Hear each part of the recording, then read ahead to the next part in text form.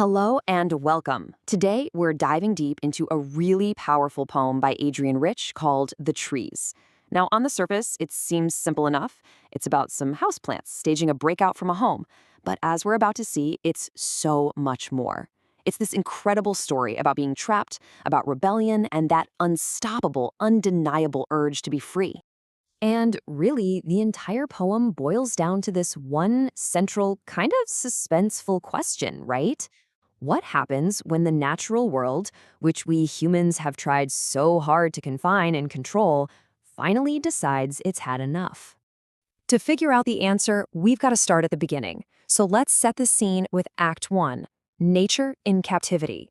This is where we see just how out of balance everything has become. Right away, Rich shows us the core problem. See, this isn't just about some pretty plants in a house. It's about a much bigger power imbalance, where humanity has literally imprisoned the natural world inside. And inside that house, the trees have been completely stripped of their identity. They're not these wild, magnificent beings anymore. Nope. They've been reduced to just decorations. They're stuck in little pots, and their only job is to look nice for people. Their entire purpose has been twisted by their captors. And this comparison just lays out the consequences so clearly. Inside, you have this fake, cramped world, but the cost of that is what's happening outside. The real forest is empty, it's barren. With no trees, there's nowhere for birds to sit or insects to hide. Even the sun can't find any shade. So you're left with this grim choice: an artificial prison on one side and a desolate, empty world on the other. But as the poem is about to show us, you just can't keep nature down for long. And that brings us to Act 2, the nightly struggle. This is where the rebellion really starts to brew.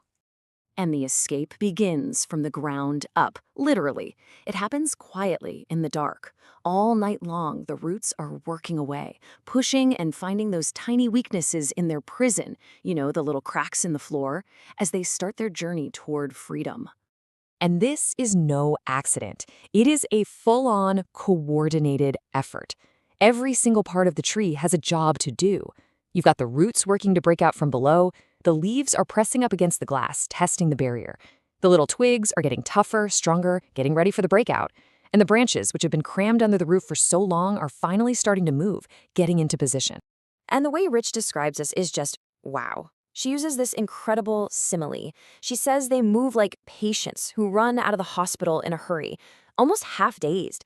It's not some graceful, elegant escape. It's desperate. It's urgent. They're disoriented, but they are driven by this raw instinct to just get out.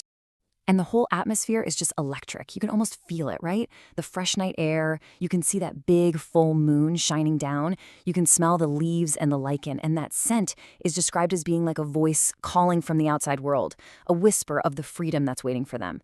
All of that quiet, patient, hard work has been leading up to this moment. This is the climax of our story, Act 3, The Victorious March. And just like that, it happens. A single, sharp, definite sound. The artificial barrier, the thing that kept nature locked away, is completely shattered. They don't just glide out, no, they stumble. It's this awkward, clumsy movement that really shows you how long they'd been confined. But the important thing is they are moving forward, out of the house and into the night. And as they finally emerge, it's like the world itself rushes in to welcome them home. The wind greets them, a sign that they are finally back where they belong. The climax ends with this absolutely stunning image.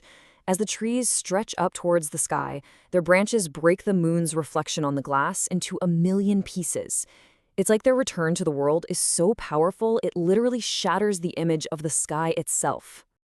Okay, so the trees have escaped.